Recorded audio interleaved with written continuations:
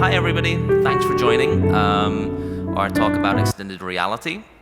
My name is Shefler. I am the Strategic Partners Manager and Extended Reality Advocate, it's a mouthful, at Kaltura. Kaltura, it's an online video platform, serves 25% of the Fortune 500s, over 700 universities, and OTTs you might have heard of like Vodafone and HBO and a few others. Oh, and by the way, we won 4 awards at this event, we found out, so that's really great and that's good to know. Thank you. It wasn't all me. So I'm joined here by my friend and collaborator, Ruben Duran, who is the director of extended reality of the XRLabS at Houston Community College, one of the country's largest colleges, 70,000 students, and he's doing some pioneering work there that we're going to share with you soon. So, our talk today is going to break down into 3. First of all, I'm going to quickly, if you're not familiar, explain to you what extended reality is, and then I'm going to talk a bit about where is extended reality, because sometimes people feel it hasn't quite shown up yet. But then I'm going to pass it on to Ruben. Ruben will show where these technologies are being adopted right now, not as a theory, in practice, not in theory. And then it will go back to me, and I'm going to talk about like 1 or 2 ways that you could perhaps adopt this technology in realms that are more familiar to perhaps to your use case. So, in case you're not, how many people here, show of hands, how many people here are familiar with the term extended reality? Okay, pretty much almost everyone, so I'll be very quick. Extended reality is a spectrum. You can go, it depends on the level of immersion. Virtual reality is if I took a Oculus Quest, for example, as a device, and I put it on my head, and I would feel I was somewhere else. Manipulation of other objects in that space, many will say, is also key to that experience. And then if you dial it down a bit, if I say were to put on let's imagine that these glasses were augmented reality glasses, and technology was this good that it would fit into a frame this small, I could perhaps populate the empty seats with other people, or maybe have names attached to if there was some sort of face recognition component that might be a bit scary, but it's something that's in the future definitely possible. So I could have name overlays over you folk. And finally, the handheld, like a 5% immersion-ish, maybe probably even less if you're looking through almost like a keyhole of your handheld device, like a phone or a tablet. You can populate your environment, your surroundings with media that way too. And so right now, these different ways of experiencing extended reality are siloed. In the future, they will merge. You will be able to dial up and down the level of immersion that you are in, and which is a thrilling, I think, prospect, and one with also some concerns. But today we're going to talk about the cool things that are being done and that potentially you could do in your spaces too.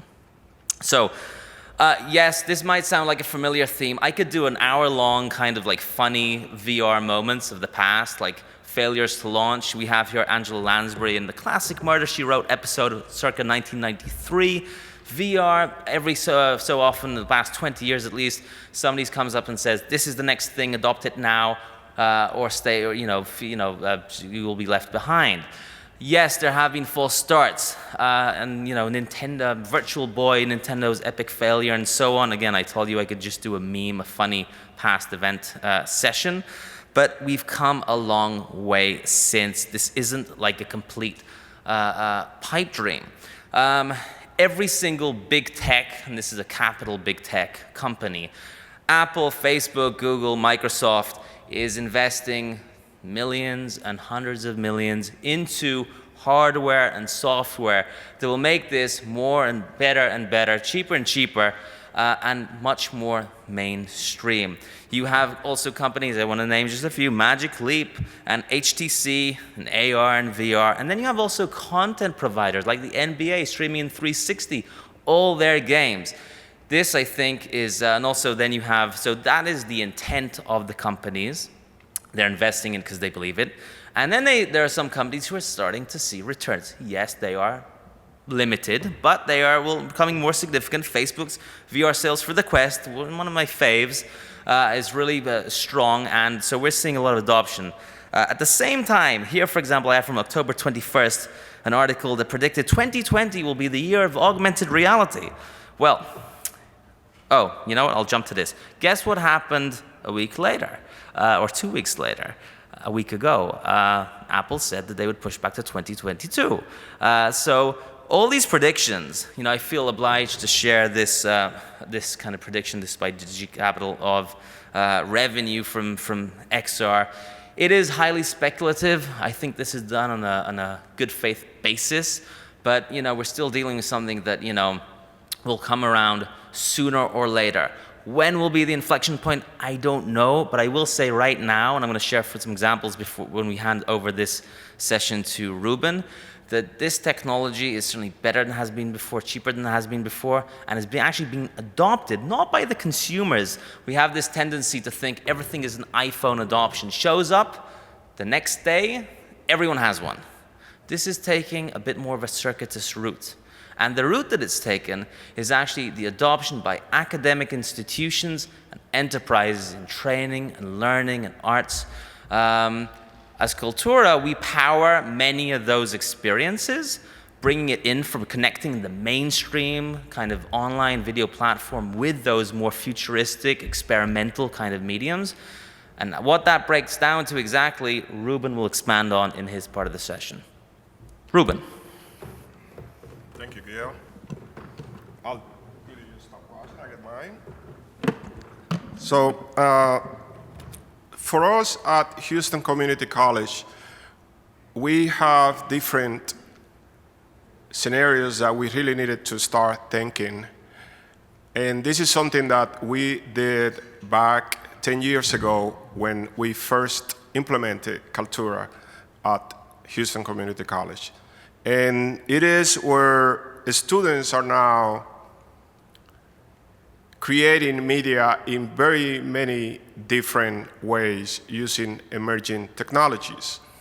And so our goal is, how do we create an ecosystem where this media is leveraged for value for the student? It's translated to value to the student's education. And so I have some few samples to show you as to how media is being used by our students and faculty. Before I say that, I can tell you that our lab has been running for 3 years now, and we have done all kinds of different uses of the lab. The last part we did was VR for empathy, in where we had a ton of people visiting the lab and experiencing these different empathy experiences. And so let me bring you to our students again, where we can go and find how they are creating spaces that are what we called social VR learning spaces, in where they are first inviting other students to have them critique their work, and then they are keeping these portfolios as potential spaces to show their potential employers. And this is where we know we are creating value for our students, because in areas like architecture, drafting, interior design, urban planning, the process of immersive visualization is very important. And the students that have such skills are being hired out of our 2-year programs and so. And so to illustrate this, let me perhaps show you how this environment will play if I was the person that was invited to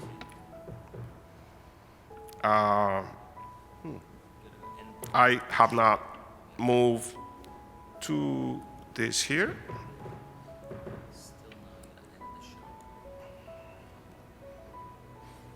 It's not showing the browser for some reason. I think I'm going to end the show. Sorry, I thought you had been looking at what I was. And so if I were to bring it to my browser, I will take you back to the spaces where you have many students that are creating many different experiences, and then take you to two of those particular students and show you their portfolios. This is how I will see and interact with their portfolio if I was a potential employer. And so here I'm able to pan around this image that they themselves selected for this particular show. I can go to one of them and then start looking at some of the different simulations that they have created in the virtual reality lab. And remember what I said at the beginning, how do we connect all of this media? And how do we stream this media from the areas where they had been created and place them online? This application, by the way, is connected to Kaltura. And Kaltura is connected to the learning management system. And so all of this is an ecosystem that the students are able to leverage fairly easy. And so this will be an image that was created out of the lab and it's being streamed. If I think this would be this.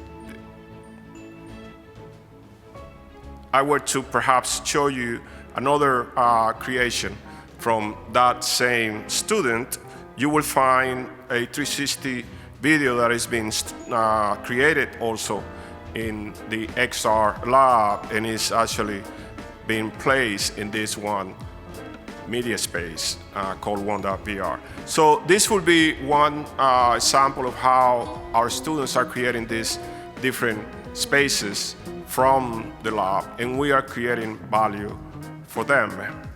And so this is now a requirement, it's part of the curriculum, and they are eventually spending time at the lab with us and working these different experiences.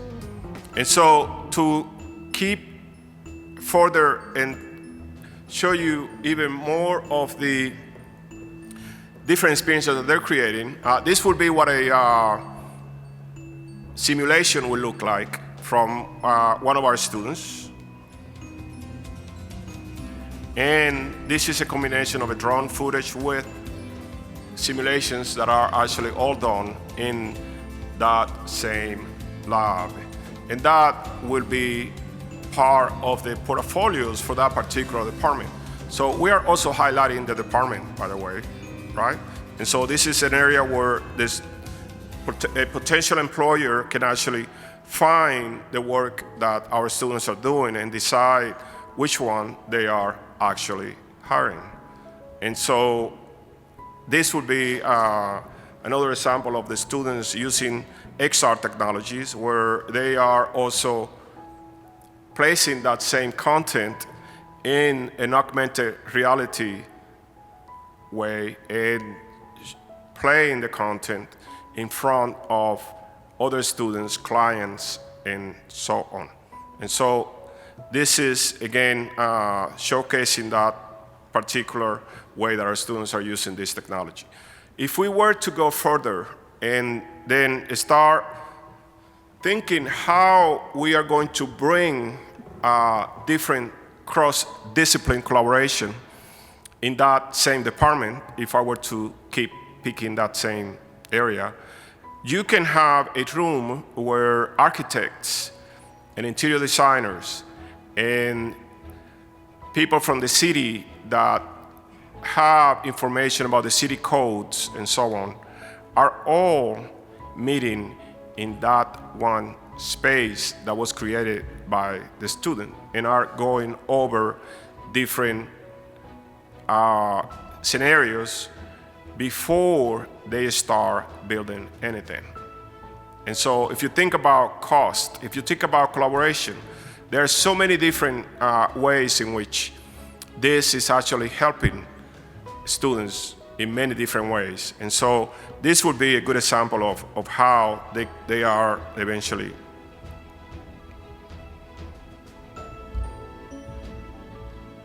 I don't know if they...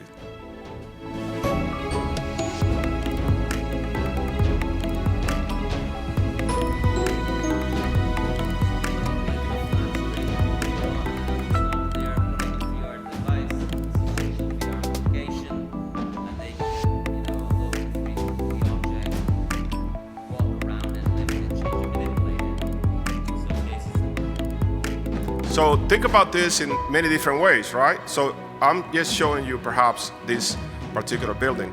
This could be the interiors that previous student was actually going over.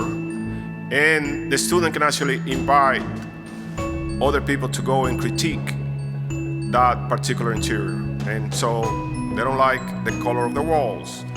All of that information can be changed real time, streaming real time, while they are meeting, and annotations can be taken and so on. By the way, while they are doing this, all of this is being recorded in the back end by these computers and sent to the media repository, Kaltura, that can then be analyzed and be seen by the different professors. And so another way that this is actually helping us synchronize all of this. The next thing I want to show you is, again, another example of how students are using media and creating and mixing what we would say are objects with video, in where they are, this is an object that I can actually manipulate, but this is actually a recording of that particular student is practicing. This is like way back at the beginning of the semester. So now these students are actually getting ready to stream this dance synchronized on a screen for their dance, the final semester dance at a big theater that we have on campus. So these are, again, many of these students are actually wearing these motion capture suits and creating these objects and content that are then analyzed in iPads to analyze the movements that they're doing and practice, and then later showcase the dance repertoire.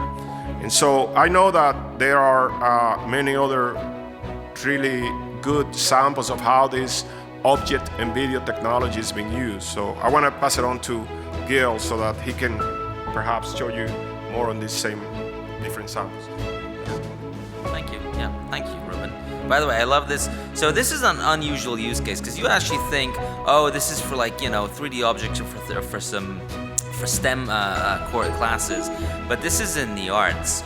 By the way, I love the kind of Phantom Menace droid kind of thing, but of course that will become more elaborate. You can have different kind of 3D objects here.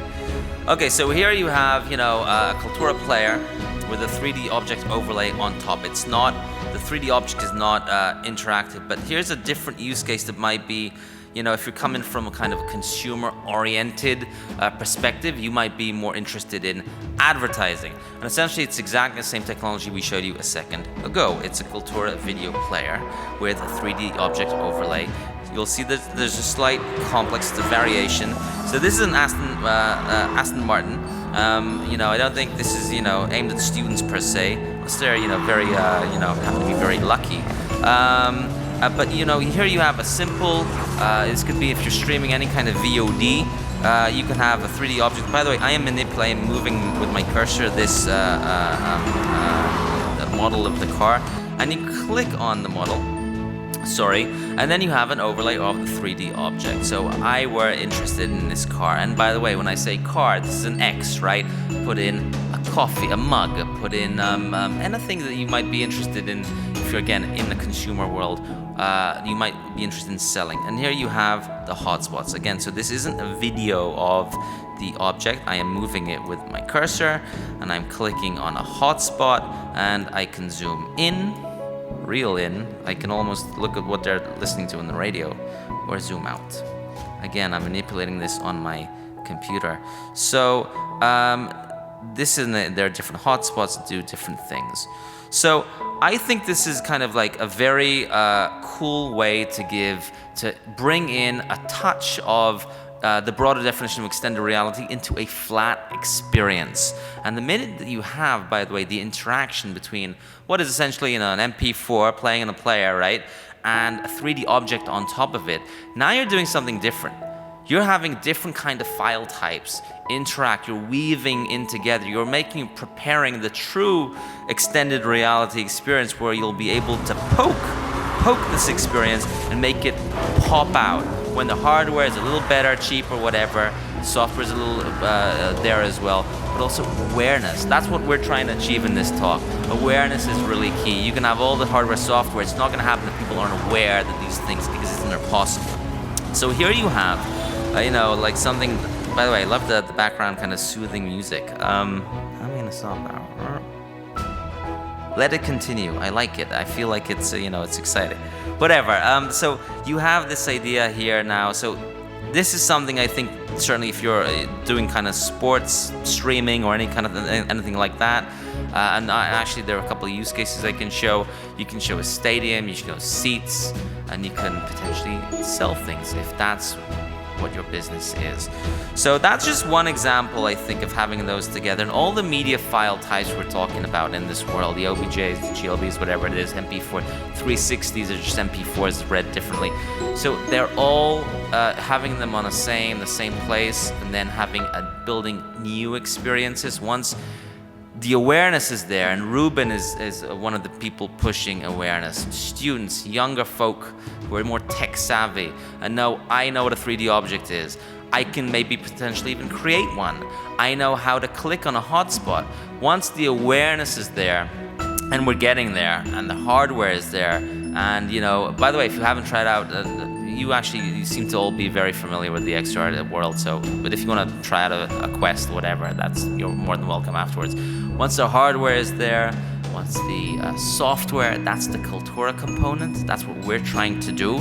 So we are a repository for video mainly because that's what most people want us for. You can store any kind of photo or audio, MP3, whatever it is, and also an OBJ or any kind of like 3D object. And so we're trying to be that software side of the equation. And with Ruben, we're very grateful to have Houston Community College and Ruben as being our partners in this. And we also have enterprise clients that we're working on with this, big Fortune 500s. So it's gonna come back. The bottom line is it's gonna come back to the consumer side. And what's really building up that foundation is actually the academic institutions and the enterprises. And once it comes back, and it might not come back next quarter, but maybe this quarter next year, and if not then certainly, not too long from now. So in this talk, Ruben and I tried to share a little bit about what we tried to do, what we're trying to do, how XR has not vanished, has not gone away, but is being adopted, maybe not on the consumer side on a scale that's what was anticipated, but certainly in the, at least for now, the more profitable worlds of enterprise and academic institution. So I think we're gonna turn it over to you guys at this point. I have a thank you slide over here. So yeah. Thank you very much. And if you have any questions, now is the time. Thank you very much. Yes.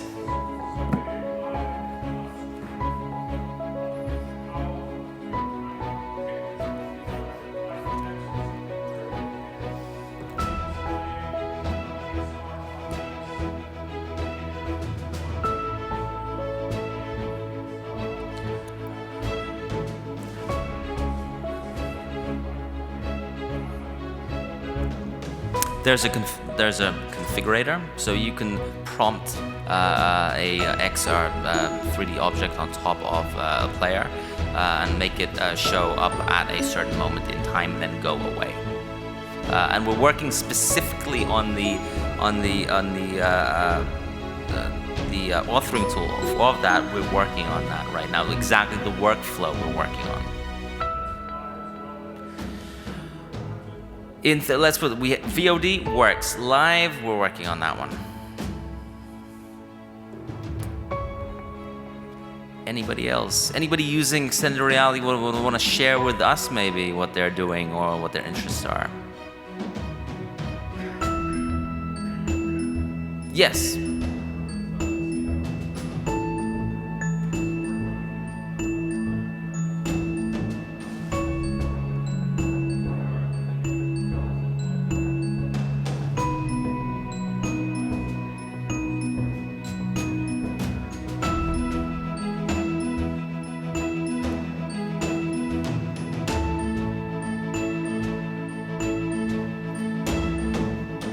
Absolutely. What's the name of the company again?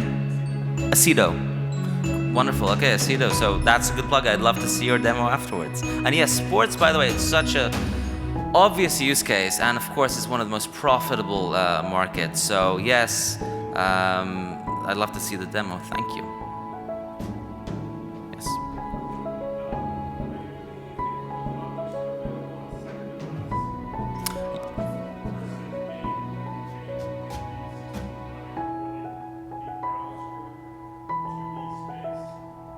Yeah, so you're asking if you go into like a handheld device perhaps, and then you have, you know, some sort of recognition of where the device is in the room and it's in other locations. Yes, so that's a slightly different use case, yes. We have a partnership with a company called Glimpse that does something like that.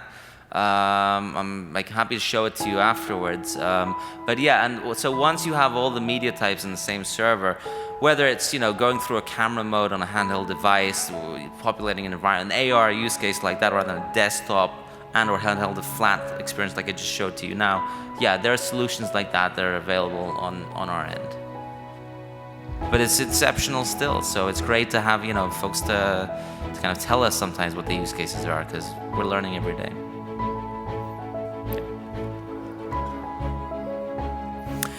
Well, honestly, it hasn't come in as a request so much. We haven't looked into it that much. We found that maybe it's just the part of the company. So at Kaltura, we have a three-pronged approach. You have education and enterprise. That's my side.